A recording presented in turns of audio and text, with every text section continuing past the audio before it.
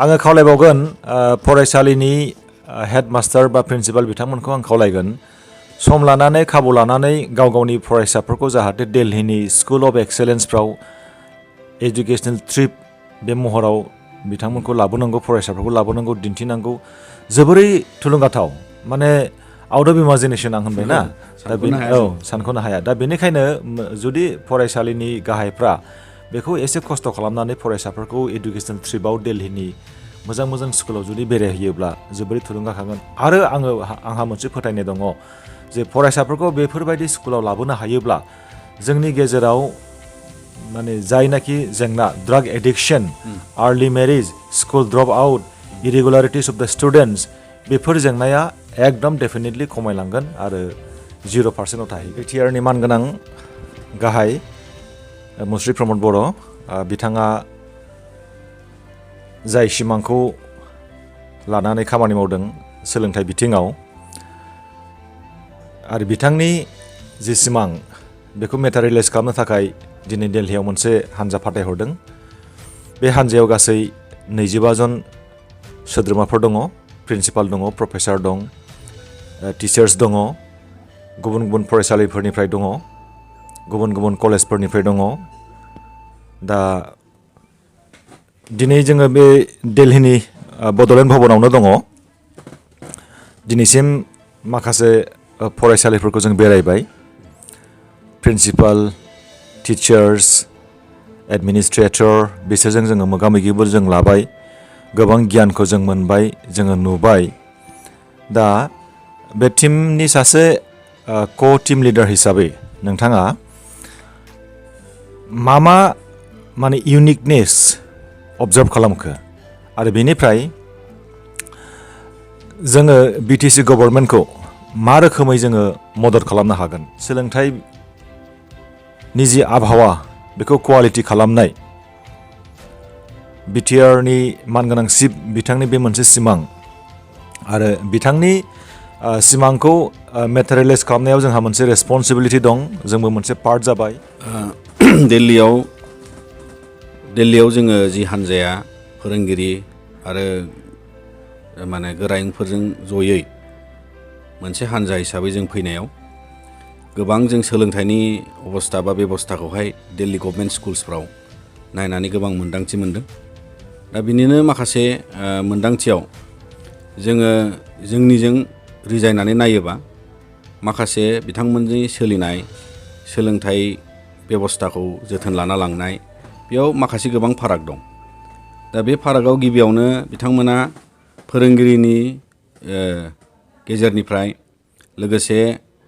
Principal बा बिसिनाव head of इन्सटिटिउसन head of द स्कुल्स होननानै बुङो दा बिथांमोनहा आरो जिबिनि मेम्बार्स बा जिबिथ' नंला बिथांमोनहा एसएमसि मेम्बार्स गासैबो ज' लोगो नांनानै बिथांमोननियाव मोनसे कनसेप्ट बिथांमोनहा लानानै स्कुलखौ दैदेनदों बे जाबाय बिथांमोना गावसोरखौ फेसिलिटेटर होननानै माने बिथांमोना खामानि मावो दा फेसिलिटेटरब्ला बिथांमोनहा सहाय खालामो जोथोन लायो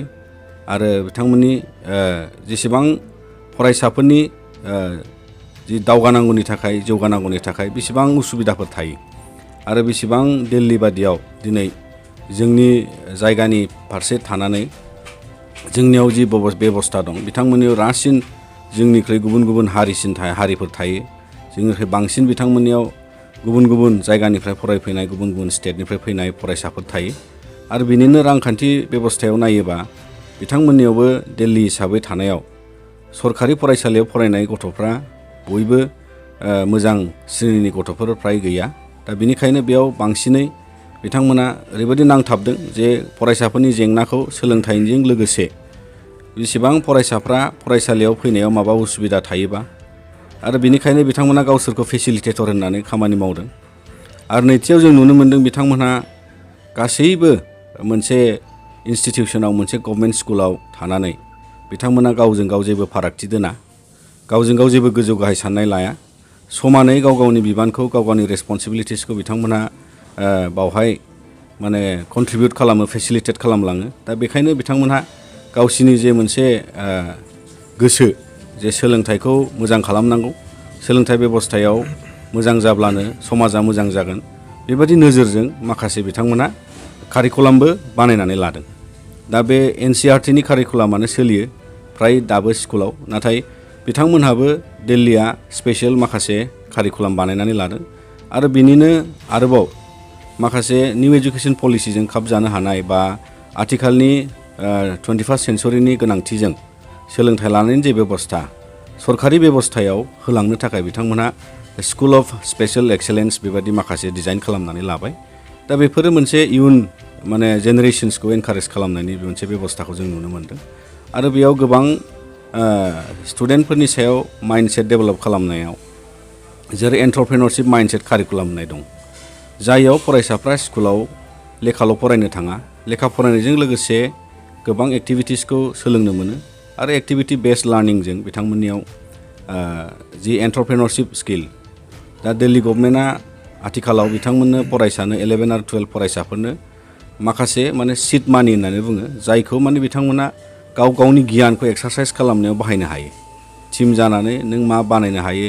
बेसेबां फरायसाफ्रा मा बानायनो इन्टारेस्टेड, मा सोलोंनो इन्टारेस्टेड, बेखौहाय लानानै बिथांमोनहा डेभेलप खालामो, स्किल एक्सारसाइज खालामो। दा प्रेक्टिकेल बे एक्टिभिटि लार्निंजों बिथांमोनहा एनकारेज खालामनानै दिनै बिथांमोननि माइन्डसेटआ जे गाव हारसिङै सोलोंथाइ लानायनि उनाव सोरबिथिं साखाफारा जानानै गाव गावनि जिउ राहा लामा दानायखौ रावनिबो सायाव सोनारनानै थानाङै मोनसे माइन्डसेट बिथांमोनहा दिनै डेभेलप खालामनो हादों आरो जों बेखौ नुदों आरो बियो जागासिनो दङ आरो जोबोद मोजां इयुन जेनेरेसनाव 21st सेन्चुरि स्किल्सआव, जायाव बिथांमोनहाबो थांखि लादों जे जाहाथे जोंनि फरायसाफ्रा, दिल्लीनि फरायसाफ्रा जाहाथे रावनिबो सायाव साख्रि नेना थानाङा, रावबो रावनिबो सायाव जेबो नेना थानाङा, गाव गावनो जि माइन्डसेट बा जि डेभेलपमेन्ट, जि स्किल डेभेलप जागोन बेजोंहाय खामानि मावनानै सोलिलांनायनि बेबस्थायाव आरो समाजाव गोबां मोजां सुबुंनि गोनांथिखौ नायनानै गोसोखौ दानाय, न'खर बेबस्थानिफ्राय माने जिखिनि आफद बिफद बिथांमोननियाव माने नोगोरमायाव थानाय हिसाबै बेखौ जेखौ बिथांमोना फेस जायो बेखौ गैया खालामनोबो जिखिनि बेबस्था खालामनानै दोनदों फरायसालिफ्राव, बेयो जोबोद बाख्नायथाव आरो बेनिखायनो जोंनियाव बेफोर फारागथिखौ जों मोनफैदों। दा जोङो बेनिफ्राय बेखौनो नोजोर लादों जे जोंनि टिम मेम्बार्सफ्रा फ्राय बयबो मोजां मोनबाय आरो बयबो एक्साइटेड जाबाय आरो जोंनि जि फाइन्डिंसफोर, बे फाइन्डिंसआव जों माखासे जोंनि ओनसोलनि थाखाय बेस्ट प्रेक्टिस जों कन्टेक्सटुलाइज खालामनो हायो आरो बे प्रेक्टिसफोरखौ जोङो जोंनि ओनसोलावबो बाहायोब्ला जोंबो मुलाम्फा मोनगोन।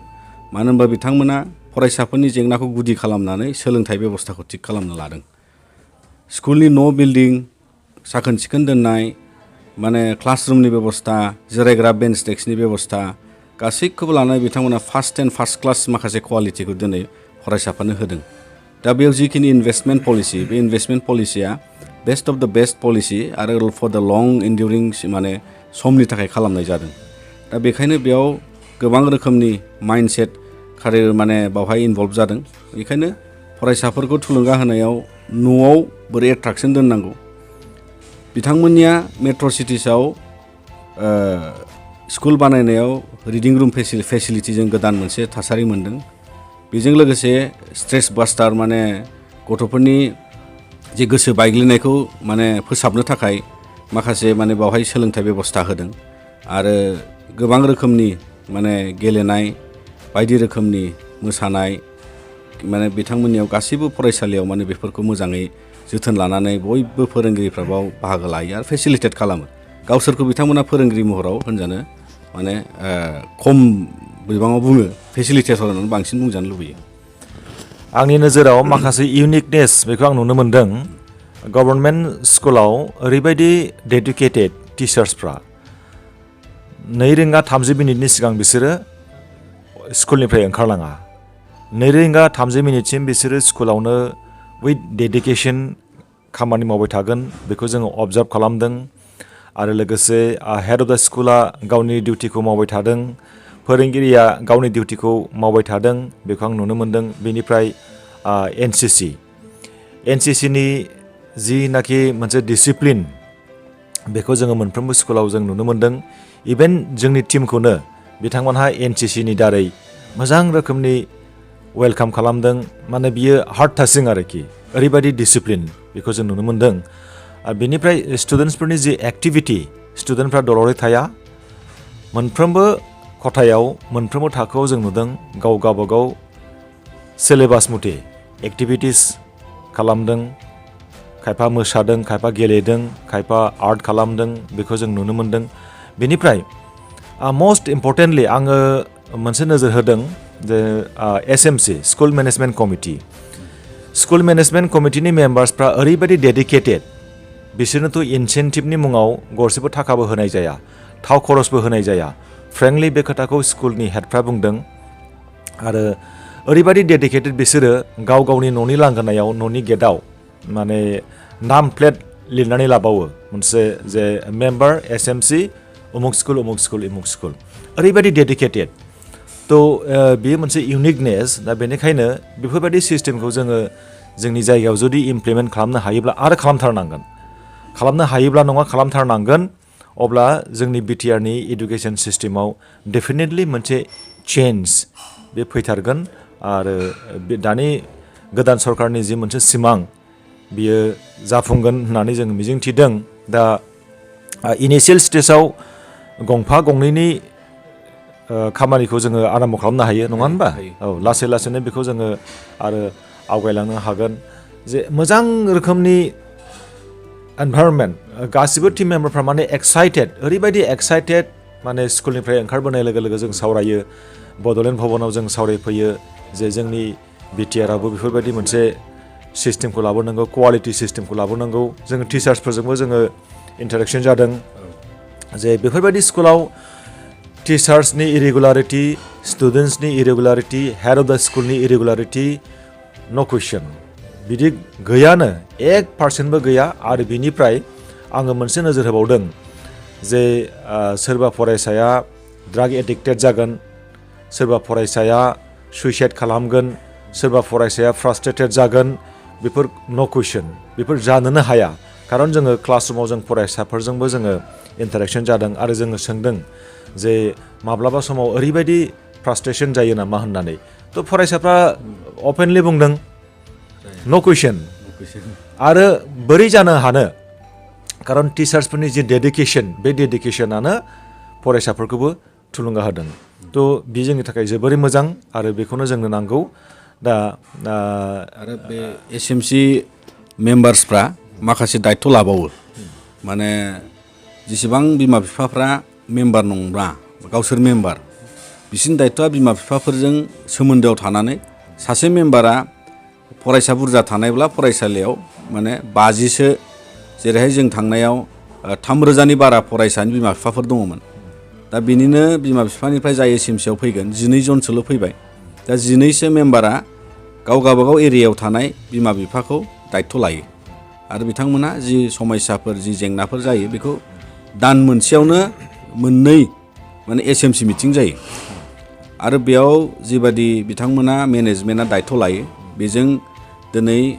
SMCनो स्कुल डेभेलपमेन्टनि नामाव, स्कुल जोथोननि मुङाव बिथांमोना माखासे फान्ड होयो। दा बे फान्डखौ SMCनो आरो SMCनि बिथांमोननि प्रेसिडेन्टआ, चेयारमेना SOHआनो जायो, HOHआनो जायो, हेड अफ द स्कुलानो जायो। मानोना बिथांमोननो एसे फाइनान्सियेल पावार होना दोननाय जादों, जाय फान्ड्सफ्रा आरोबाव गले गले गभमेन्टआव बिथ'नाङा। खोरखि बायदोंब्ला, माबा फाहामनांगौब्ला,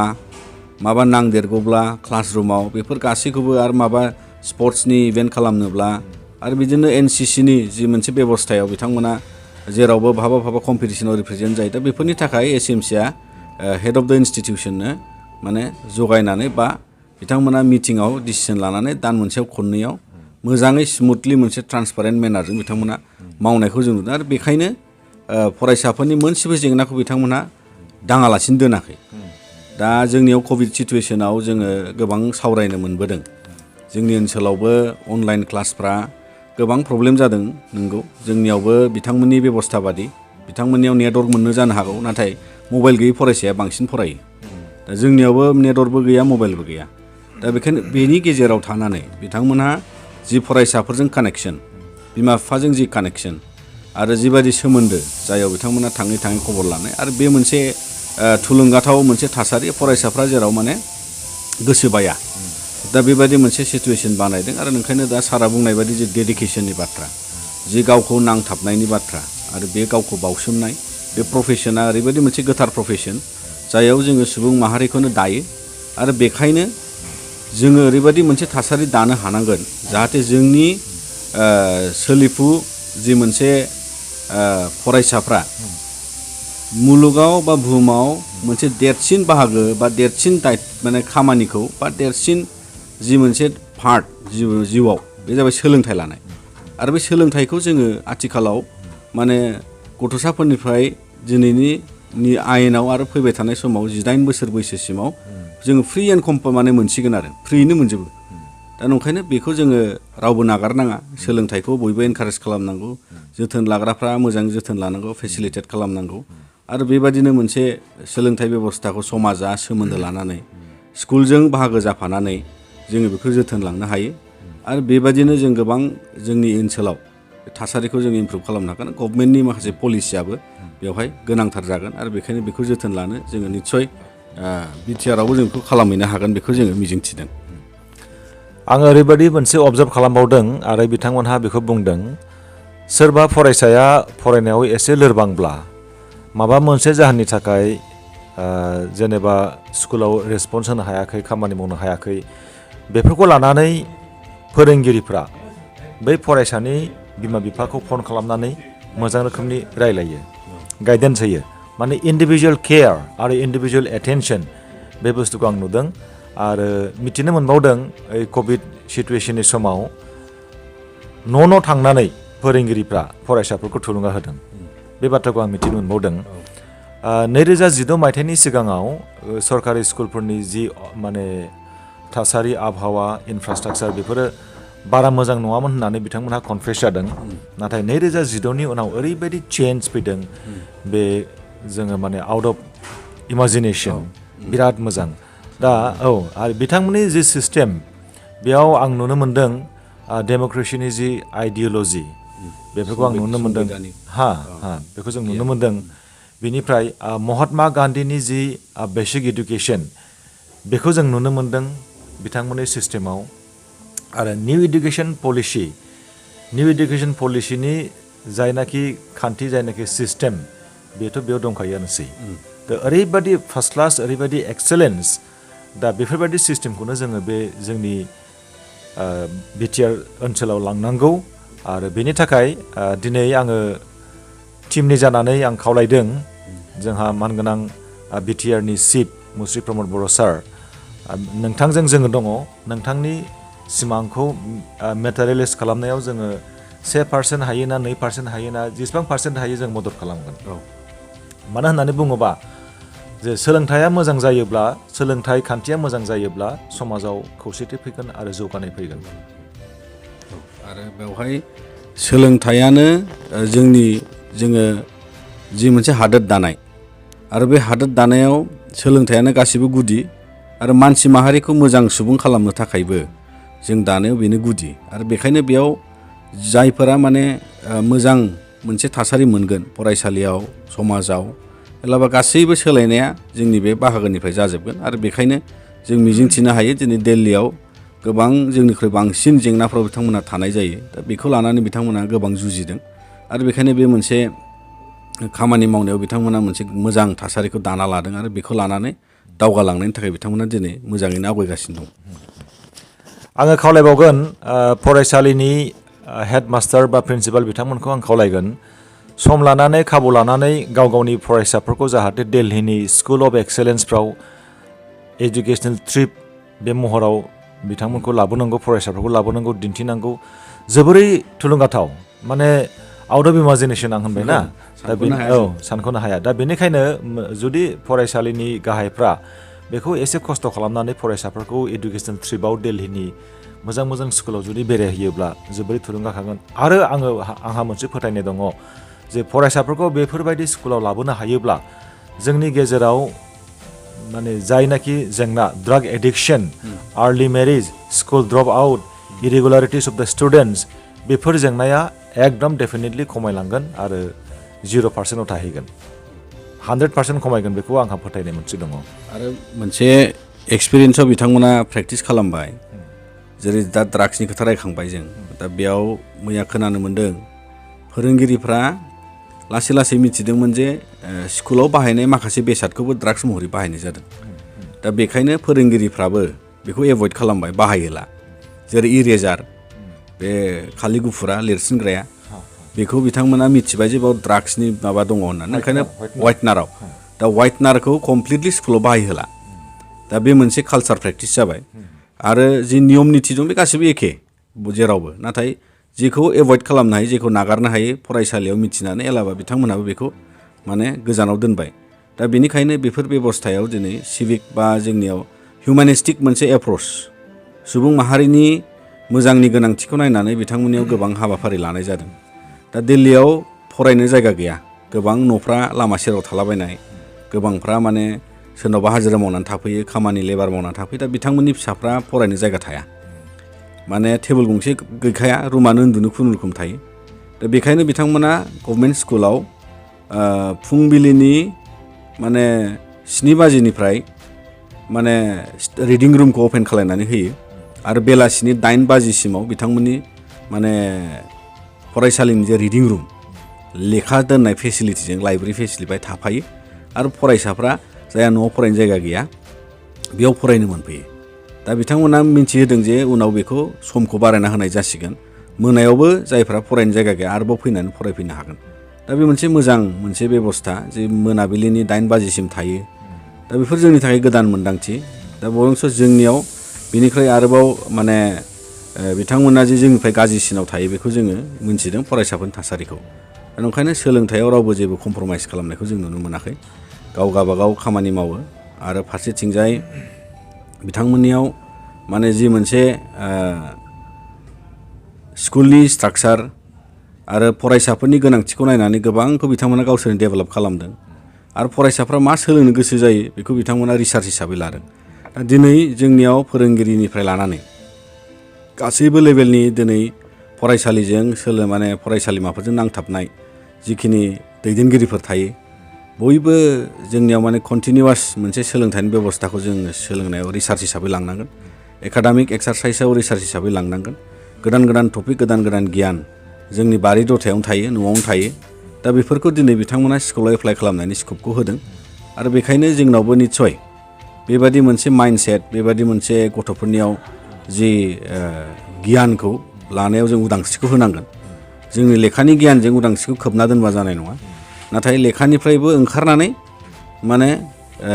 बियन्ड माने बिनिख्रुइ आरो गोजान साननांगोन आरो बिथांमोनखौ जि माने गिदिर सिमां नुहोनानै जिखौ खामानिखौ मावनो लुबैदों बेखौ मावहोनायनि जोङो स्कपखौ होनांगौ बेबायदि मोनसे थासारिखौ जों फिल खालामदों मानो होनबा दिल्लीयाव जेबो बेरियार दोनासै फरायसाखौ लानानै बिथांमोना गभर्नमेन्ट स्कुलाव जिखिनि स्कप होनांगौ जिखिनि सुबिदा होनांगौ बेखौ बिथांमोना फ्राय बयबो ज' टिम वार्क हिसाबै बिथांमोना हादों आरो बेनो बेस्ट प्रेक्टिस टिम वार्कआनो बेनो बेस्ट प्रेक्टिस जादों मानो होनबा बयबो गाव गावनि रोंगौथिखौबो फरायसाफोरजों एक्सारसाइस खालामो आरो फरायसाफोरनिफ्रायबो सोलोंफिननानै बिथांमोना एप्लाइ खालामो कारिकुलामाव बिथांमोननि लेसन प्लानफ्रा जों मिथिनायाव रावनाबो स्टेटिक नङा बे खारनाव फरायसाफ्रा आलादा माने गुबुन गुबुन बाहागोनिफ्राय फैयो सोलोंथाइ लानायाबो माने उन सिगां